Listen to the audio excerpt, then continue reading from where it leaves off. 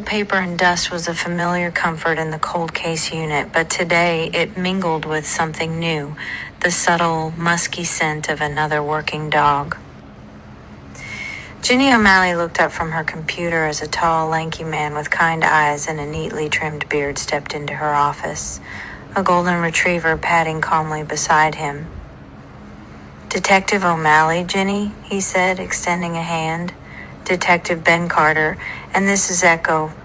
Echo, a magnificent golden with intelligent, alert eyes, offered a soft woof in greeting, then glanced at Finn, who had risen from his usual spot under Ginny's desk, tail giving a slow, inquisitive wag.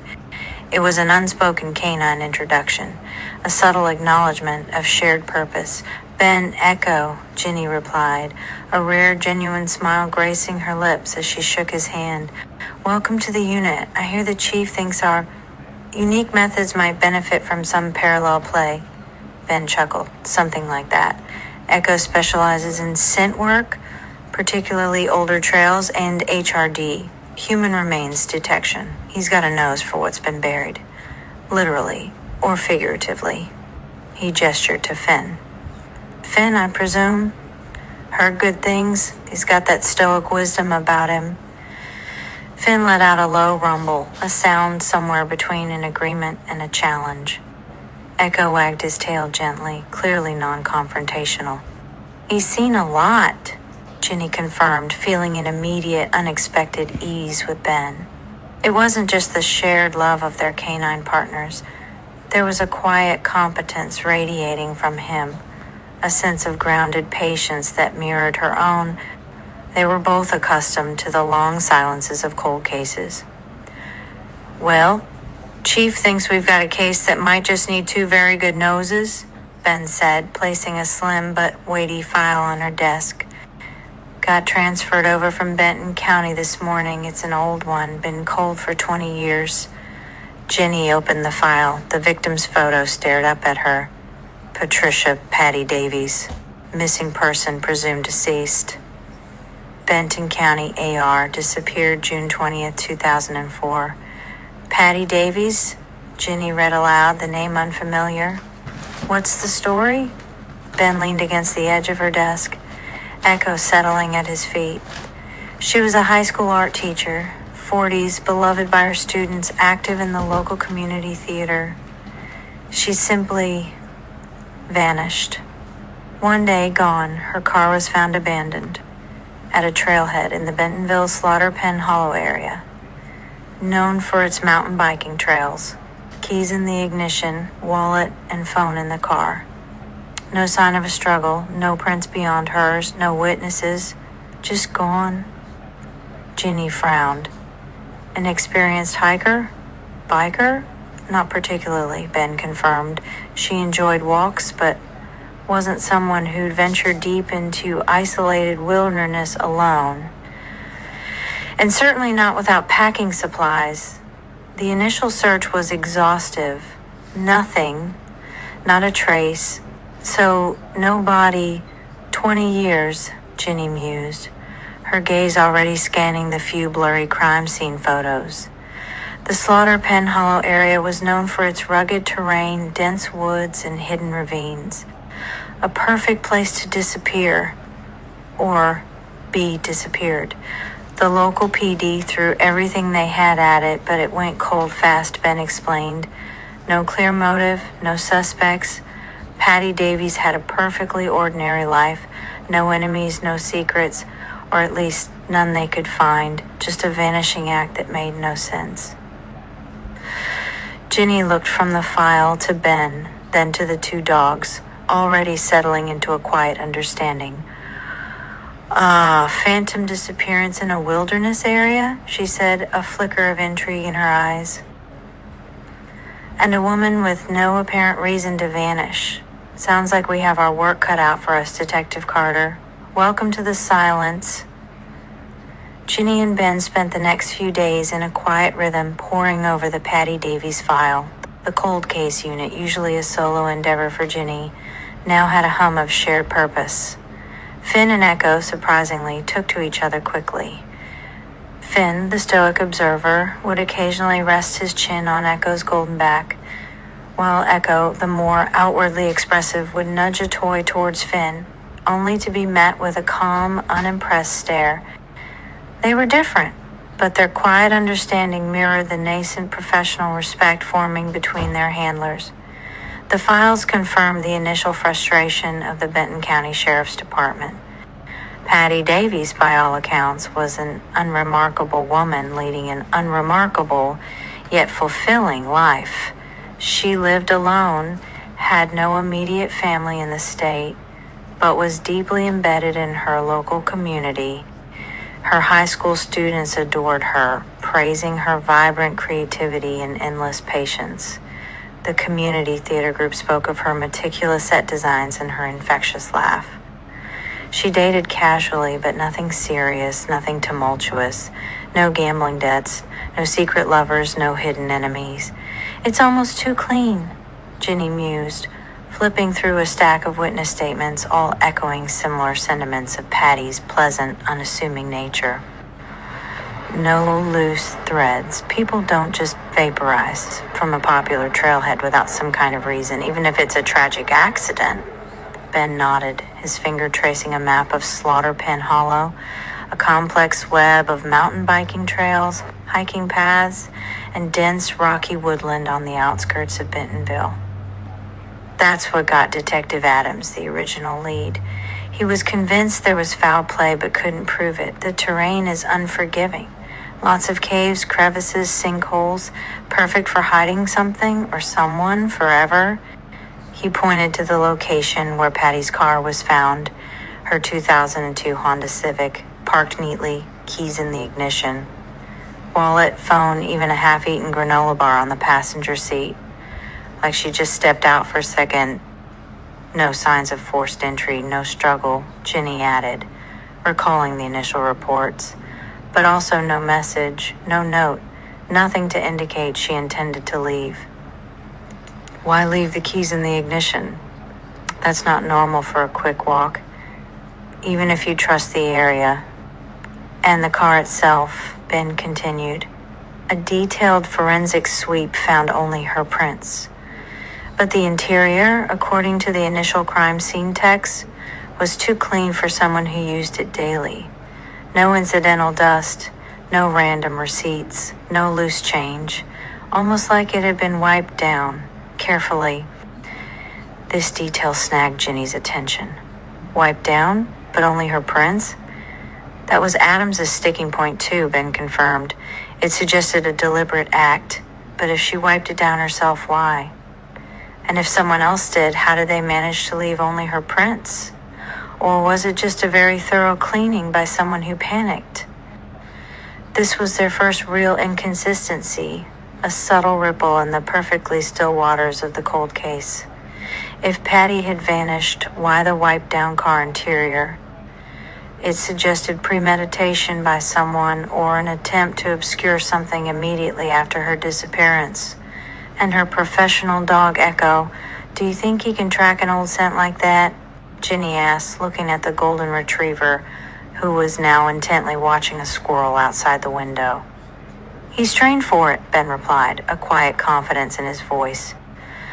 HRD dogs can detect human decomposition odors for years, even decades, if the conditions are right. And for older scent trails, he's methodical. It wouldn't be a quick find, but if there's anything out there, he'd be our best chance. He paused. But before we put Echo on the ground, we need to understand Patty Davies better.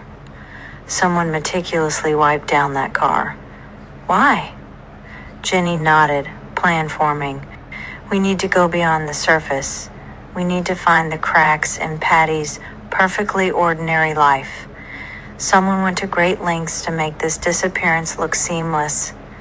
And people who do that usually have a very good reason to hide something. Their initial focus would be a deep dive into Patty Davies's activities in the weeks leading up to her disappearance, looking for anything that might have disturbed the quiet rhythm of her life, anything that might have made someone want to wipe a car clean and make an art teacher vanish into thin air. Ginny and Ben decided to split their initial deep dive, leveraging their combined focus. Ben would tackle Patty's financial records, a meticulous task that required patience and an eye for anomalies.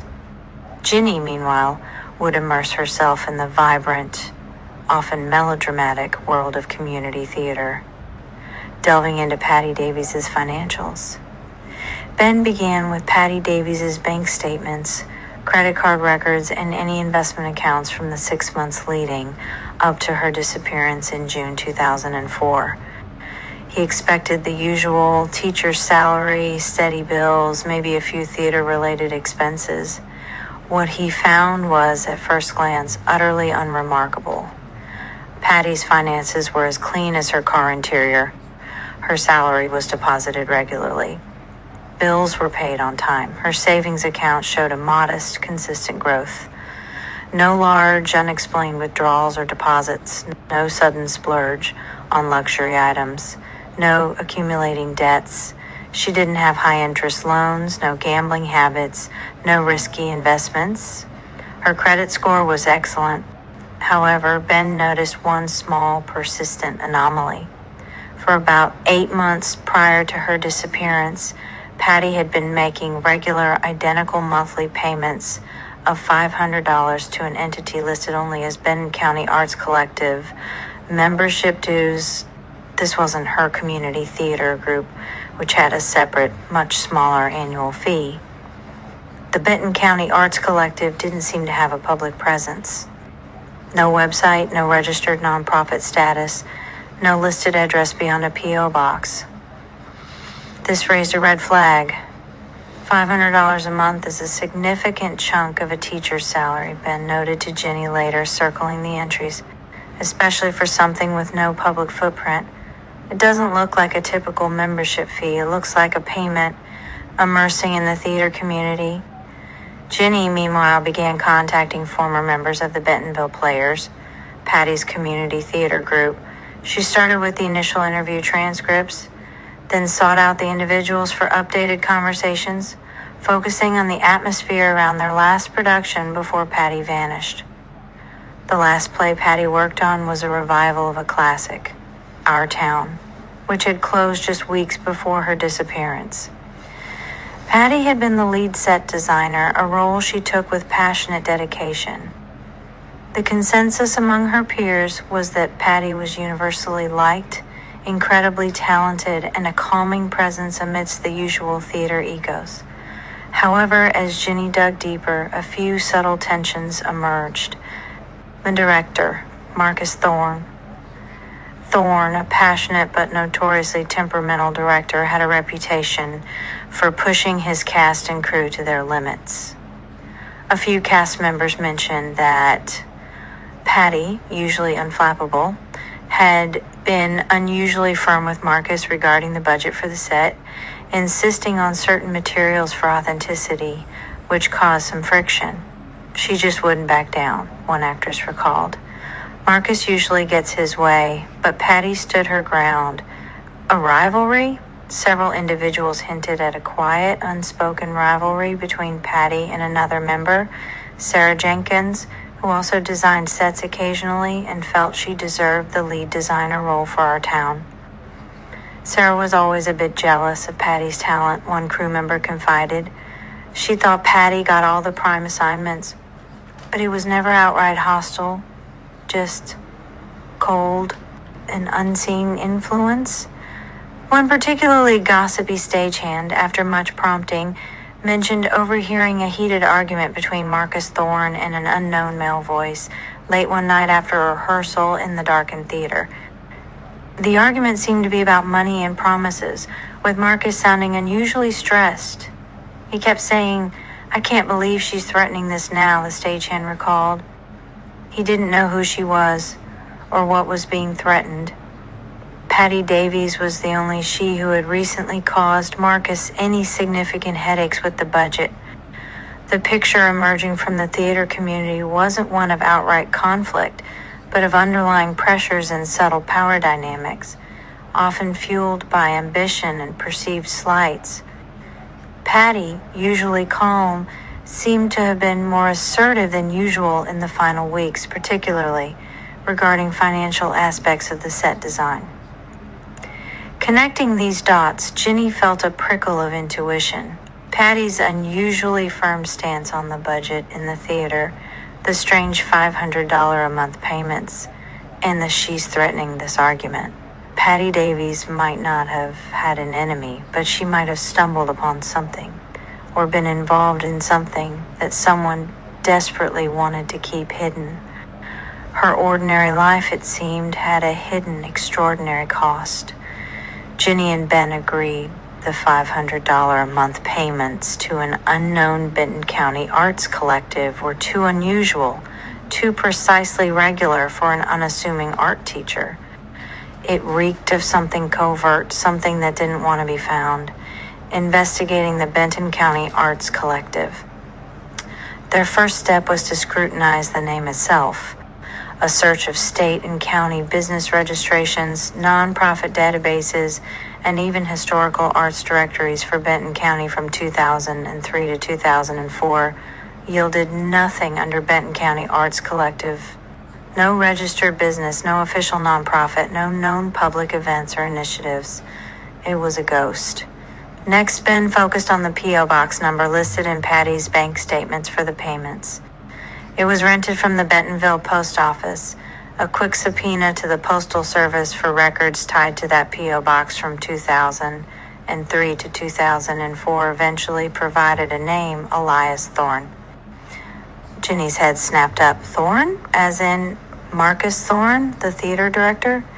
Ben consulted a quick background check he'd already run on Marcus Thorne. Marcus's full name is Marcus Elias Thorne. So, yes, it's his P.O. Box.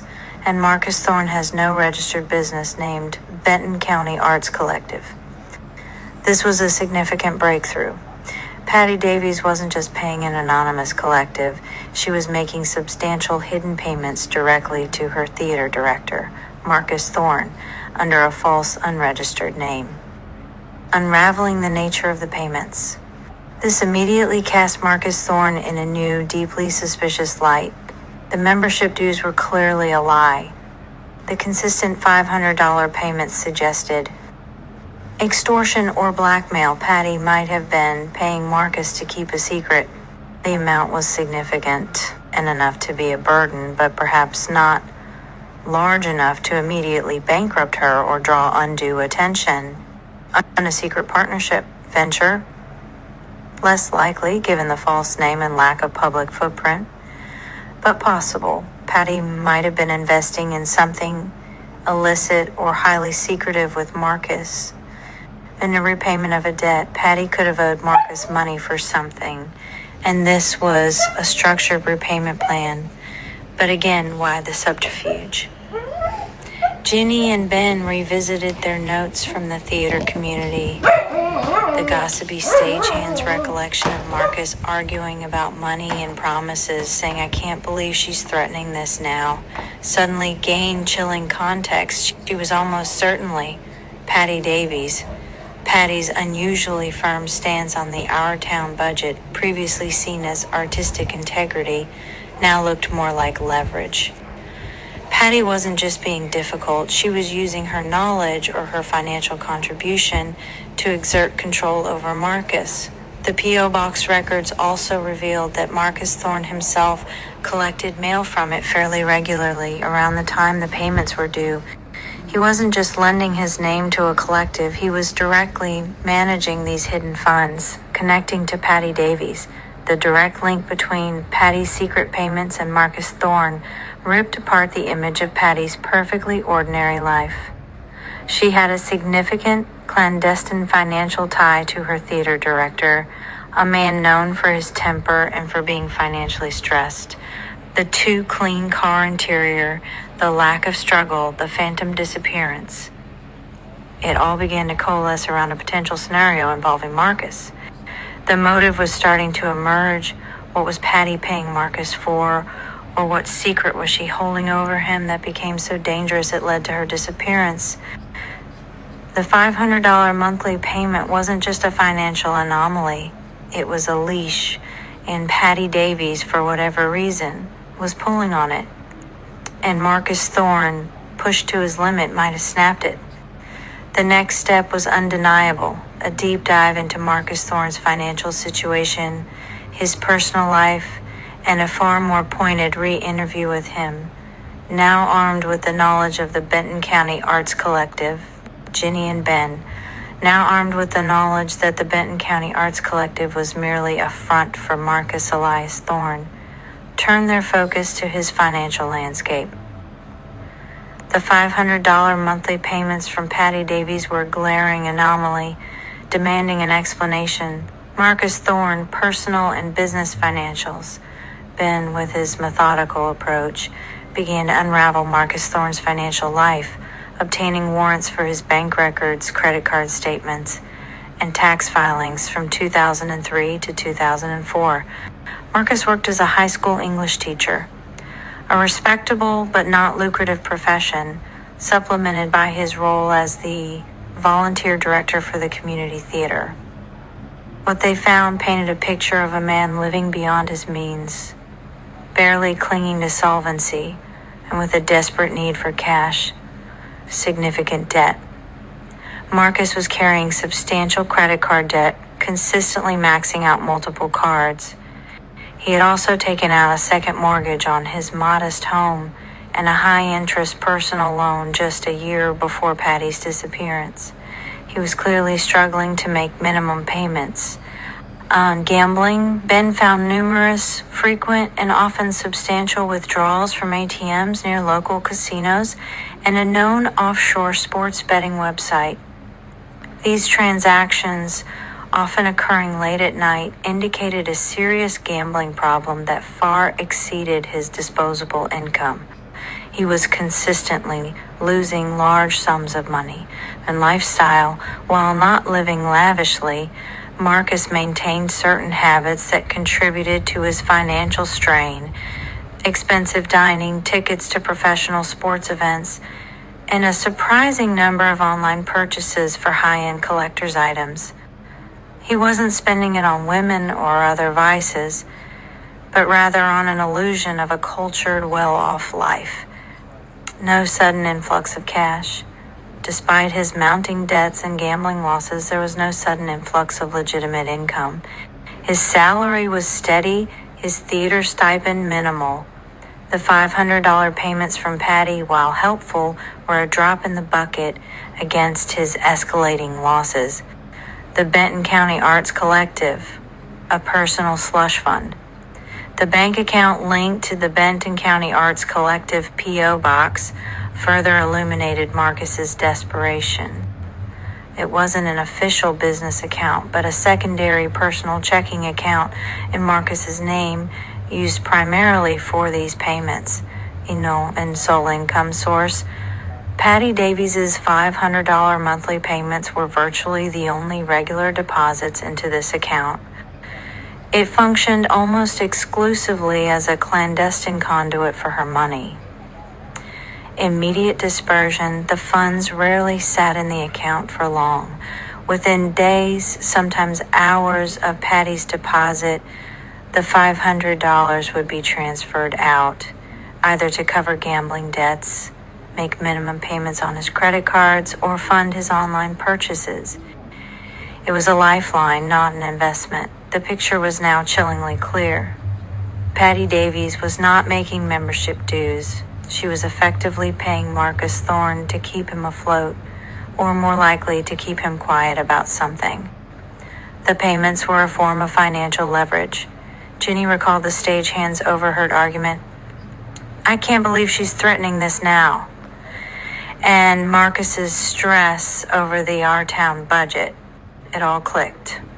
Patty, perhaps disgusted by Marcus's financial woes or his gambling, or perhaps privy to some secret that his debts threatened to expose, had been extorting him.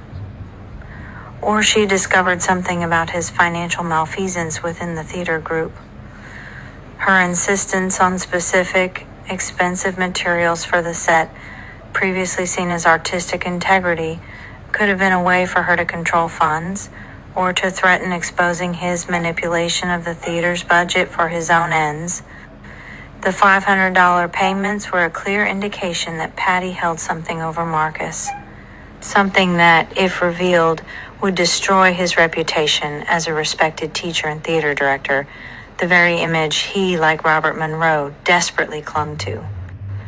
Marcus, in his spiraling desperation, likely saw Patty as a bottomless pit of demands, or an increasingly volatile threat. When she pressed him, perhaps wanting more, or threatening to expose him for what she knew, he snapped. The motive was laid bare. Marcus Thorne silenced Patty Davies to prevent her from exposing his financial ruin, his gambling addiction, and potentially his embezzlement from the very community theater he directed. His meticulously wiped car suggested panic, an attempt to erase any trace of his desperate, fatal act. Ginny looked at Ben. "We need to talk to Marcus Thorne, and this time we're bringing Echo." The prospect of a cold scent from 2004 might be a long shot, but the presence of Echo and his specialized training could provide the psychological leverage they needed. The summons to the Benton County Sheriff's Department came as a profound shock to Marcus Thorne. He arrived, neatly dressed, a slight tremor in his hands, clearly baffled why two detectives from the state cold case unit would be interested in a 20-year-old missing person case, especially his. His initial politeness barely masked a deep-seated bewilderment. Ginny and Ben sat across from him in the interrogation room, the air thick with unspoken accusation. Finn lay quietly under Ginny's chair, watchful. Echo, however, was already restless, nose twitching. "Mr. Thorne," Ginny began, her voice calm. "Thank you for coming in. We're revisiting the disappearance of Patty Davies." Marcus forced a thin smile. "Patty? Good heavens, why? Such a tragedy. We all grieved, but it was just a vanishing. No one ever knew what happened." He fidgeted with his watch. "I've answered all these questions before, 20 years ago." "We understand that," Ben interjected, his tone even. "But new information has come to light, specifically about the Benton County Arts Collective." The polite mask on Marcus Thorne's face shattered. His eyes widened, a gulp visibly catching in his throat. His entire body stiffened, and his gaze darted between Ginny and Ben, searching for a hint of how much they knew. The casual, almost dismissive attitude he'd adopted dissolved into naked, startled fear. The collective?" he stammered, his voice suddenly reedy.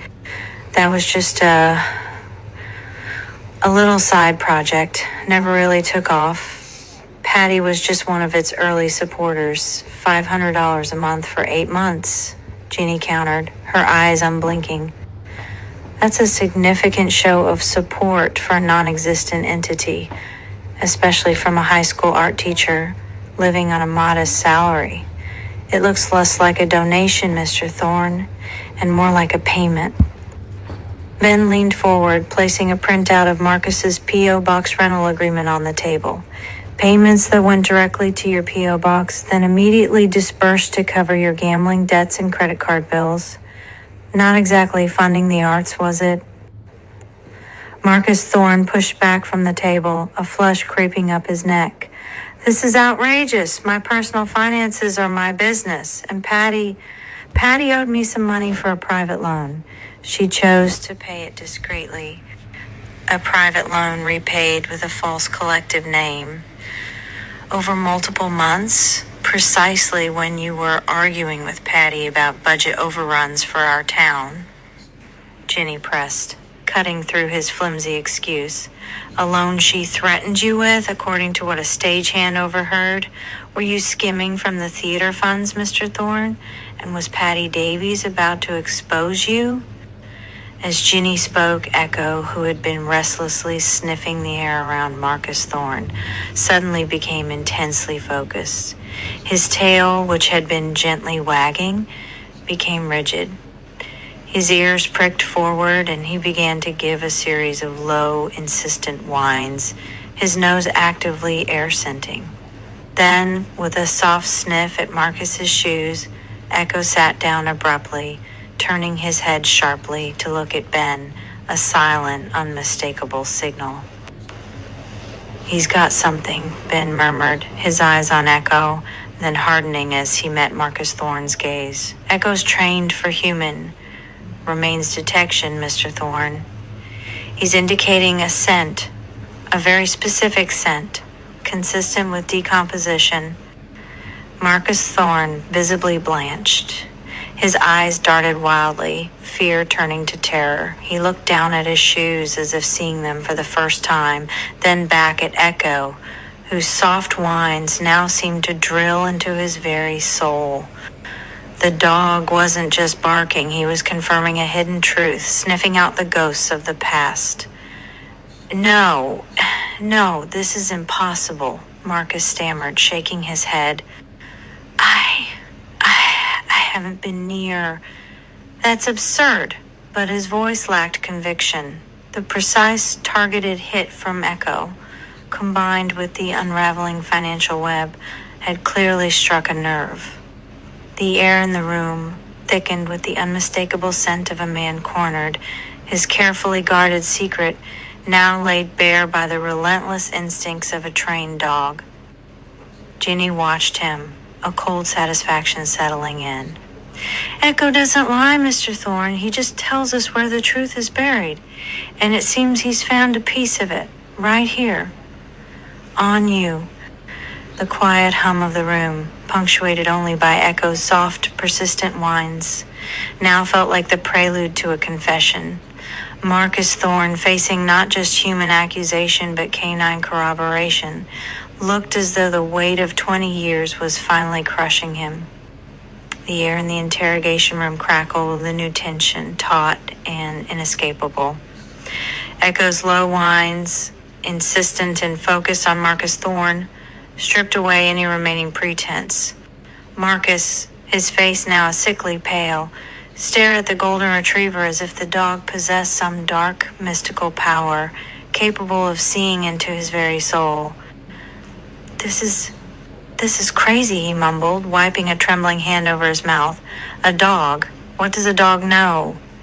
"He knows decomposition, Mr. Thorne," Ben said, his voice quiet but firm. "He smells what's been hidden." For a long time, Ginny leaned forward, her voice a low, steady current. "Patty Davies wasn't just paying you, Marcus. She knew about your gambling. She knew about your debts. We think she knew you were dipping into the theater's budget to cover your losses. Or maybe even the Benton County Arts Collective wasn't just a front for her payments to you, but a way you were funneling other money." Marcus flinched at the mention of the theater budget. "No, I never stole from the theater. Patty she was getting demanding, always needing money. Her family had debts too, old stuff. I was helping her out." His desperation made his lie transparent. Patty Davies had a clean financial record, Marcus. Ginny countered, holding up a printout of Patty's bank statements that showed no unusual activity, no large incoming sums from family.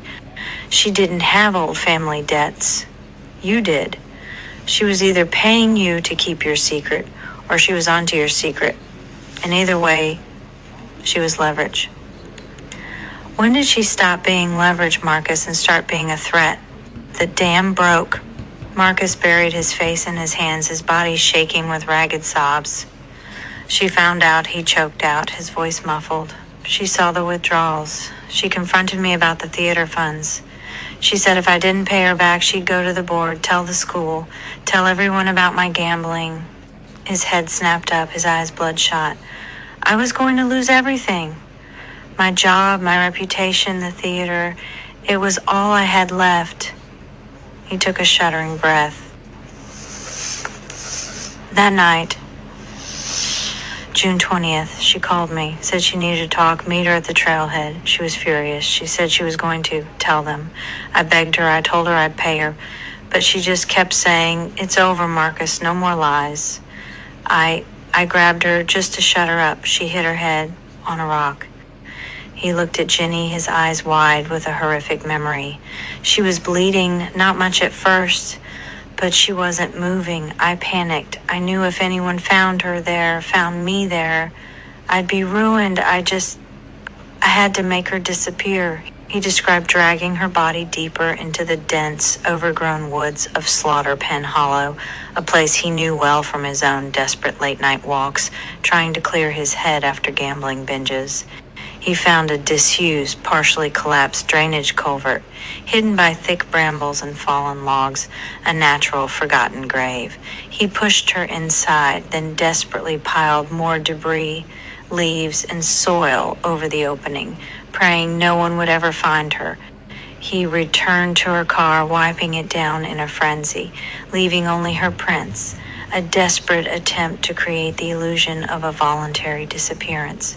The keys in the ignition were a last-minute detail, meant to suggest she'd simply walked away. Her belongings? Ginny pressed. Wallet, phone? I put them back in the car. It had to look like she left them, Marcus whispered, the fight entirely gone from him. I just wanted it to be over. I wanted her gone. The following morning, under a crisp Arkansas sky, Ginny and Ben, accompanied by a team of forensic investigators and the unwavering presence of Echo, drove to Slaughter Pen Hollow. Marcus Thorne, handcuffed and shackled, was brought along to point out the exact location. Echo, tireless, led them off the established trails, deeper into the tangled undergrowth. He moved with a quiet intensity, his nose low to the ground. After about 30 minutes, he paused at a particularly overgrown section, his body stiffening, his tail giving two sharp, decisive thumps against the dense foliage. He then sat, looking up at Ben, his signal unmistakable. "This is it," Ben confirmed, his voice hushed. The team worked meticulously, carefully clearing away decades of accumulated leaves, branches, and debris. Soon, the entrance to a partially collapsed concrete culvert was exposed. Inside, amidst the damp earth and fallen stones, they found her. Patricia Patty Davies. Her remains were skeletal but identifiable through dental records and the few tattered remnants of clothing. After 20 long years, Patty Davies, the high school art teacher who loved to create beauty, was finally found. She was no longer a phantom, but a tangible victim of a desperate man's silent, selfish crime. The aftermath, Marcus Thorne pleaded guilty to first-degree murder, avoiding a lengthy trial in exchange for leading authorities to Patty's body. His gambling addiction, his embezzlement, and the calculated act of murder were laid bare for the community he had seemingly served with such dedication. He received a life sentence, ensuring his secret, once revealed, would keep him in a very different kind of silence. The discovery brought a painful but vital closure to Patty Davies' sister, who had spent 2 decades wondering. The Bentonville community, while shocked, found solace in finally knowing the truth of what happened to their beloved art teacher. For Ginny and Ben, the case cemented their partnership. They were different, yet complementary. Ginny's sharp intuition and relentless pursuit of psychological motives, combined with Ben's methodical analysis and Echo's uncanny abilities, formed a formidable team. They had walked into a deep, silent hollow and, together with their canine companions, had brought a long-buried truth to light. The silence of the woods would always hold its secrets, but thanks to them, Patty Davies was no longer one of them. Ben Carter, unlike Ginny, didn't carry the invisible scars of a personal family cold case. His drive to become a homicide detective, especially one drawn to the quiet desperation of cold cases, stemmed from a different kind of silence, the frustrating, agonizing silence of a missing piece. Flashback. Ben Carter's youth, northern Arkansas, late 1990s. Ben grew up in a small, close-knit rural community in northern Arkansas where neighbors knew each other's cars and the rhythms of life were slow and predictable. His father was a state park ranger, a man of quiet competence and an encyclopedic knowledge of the wilderness. It was from him that Ben learned to respect the land, to observe its subtle signs, and to understand how easily it could conceal. His formative event wasn't a crime, not in the traditional sense, but a profound, perplexing disappearance that imprinted itself on his young mind. When Ben was 15, a local boy, Tommy Miller, just 8 years old, vanished from a popular hiking trail near a large, sprawling lake. Tommy had been on a supervised school field trip momentarily out of sight of his teacher when he simply disappeared. Search was monumental. Hundreds of volunteers, local law enforcement, state police, and search and rescue teams converged on the area. Ben, too young to actively participate in the dangerous search parties, watched from the sidelines, his family offering their knowledge of the terrain. He saw the grim faces of the officers, the raw grief of Tommy's parents, the desperate hope fading with each passing hour. They searched for weeks. They dragged the lake. They scoured every ravine, every cave, every dense thicket. They used cadaver dogs, though the scent of a recently missing child was often hard to pinpoint in such a vast natural environment. Nothing, not a shoe, not a single piece of clothing, not a bone. Tommy Miller simply vanished into the vastness of the Arkansas wilderness. No struggle, no witnesses, no apparent motive. It was as if the earth had swallowed him whole. The case went cold, haunting the community like a ghost. Rumors persisted. A predator, a fall into an unseen crevice, even a secret family issue. But without a body, without a single piece of evidence, there was no answer, no closure. Ben watched as Tommy's parents, once vibrant, became shells of their former selves, forever trapped in a limbo of agonizing uncertainty. The unspoken question of what happened hung heavy over every community gathering, a permanent, chilling silence. It was during these extensive searches that Ben first saw the profound work of search and rescue dogs. He observed their unwavering focus, their uncanny ability to pick up scents where humans saw nothing but dirt and leaves. He saw the fleeting hope they offered, even in desperate situations. He developed a deep respect for their capabilities, seeing them not just as animals, but as silent partners in the pursuit of truth. This unsolved disappearance, the ultimate lack of closure, became the driving force behind Ben's career choice. He didn't want to just solve crimes. He wanted to solve mysteries. He wanted to find the missing pieces, to bring answers to those trapped in the silence of the unknown. He pursued a degree in criminology, then joined the police academy, meticulously training in forensics and investigation.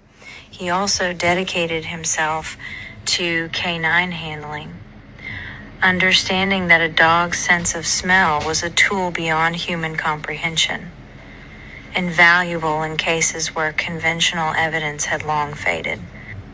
He became a homicide detective, drawn naturally to the cases where a body wasn't found or where the circumstances defied easy explanation, the cold cases. Because for Ben Carter, the most unbearable crime wasn't just the taking of a life, it was the theft of truth, leaving loved ones to forever suffer in the agonizing echo of an unsolved disappearance.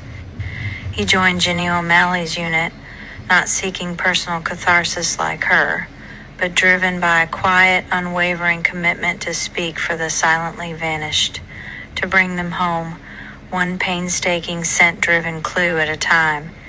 Patty Davies was just another name on a file, another victim waiting for him in echo to break the silence. The bond between a canine handler and their dog is often forged in the crucible of intense training, but for Ben Carter and Echo, it felt more like two kindred spirits finding their true purpose in tandem. Echo wasn't just a tool, he was an extension of Ben's unyielding desire for resolution. Flashback. Ben and Echo's training. Arkansas State Police Canine Academy, 2018. After years on the force, first in patrol, then general investigations, Ben's long-held ambition to work in specialized K-9 units finally materialized. His initial interest, sparked by Tommy Miller's disappearance, had blossomed into a profound respect for K-9 capabilities. When a slot opened for a new HRD team at the Arkansas State Police K-9 Academy, Ben seized the opportunity. Echo wasn't the typical police dog. He wasn't a powerful German Shepherd or a tenacious Malinois, often chosen for patrol and bite work. Echo was a golden retriever, intelligent and eager to please, but with a gentle demeanor. He came from a specialized breeding program in the Midwest, where lions drive, focus, and a calm temperament, traits vital for the painstaking work of human remains detection. He was named Echo by the Academy, a nod to the lingering traces he was being trained to find. Their initial weeks were a whirlwind of fundamentals: obedience, agility, controlled aggression. But the real crucible began when they moved to HRD. Their training grounds were unsettling: old cemeteries, abandoned buildings, and mock burial sites containing aged human remains, donated for scientific and training purposes. The scents were faint, complex, and often obscured by time, weather, and other odors. Ben learned to read Echo like an open book: the subtle shift in his breathing, the slight lift of his head, the sudden stiffening of his tail, the change in his gait from a casual trot to a focused, methodical sweep.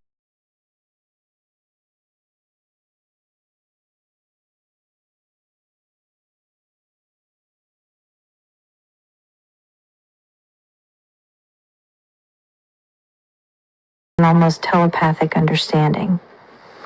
One particular training exercise early on cemented their bond. They were working in a vast, overgrown field, simulating a long-term clandestine burial. Conditions were poor, heavy rain had recently passed, and the ground was a muddy, scent-absorbing mess.